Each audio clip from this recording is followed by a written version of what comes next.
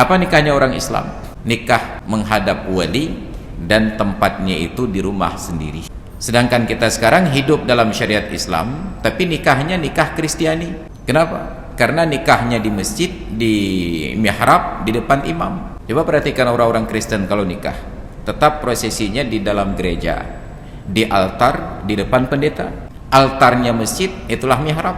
Mihrabnya gereja, itulah altar, tempat imamnya berada. Ini semua masjid sekarang sudah mulai ingin berubah menjadi aula kauah, dan itu tidak mengganggu kenyamanan pemikiran guru-guru kita yang alim-alim ini, termasuklah MPU, lembaga resminya. Nggak bersuara mereka. Kan setiap kali berbicara begini, intonasi suara saya naik-naik. Nggak sanggup saya tahan geramnya hati.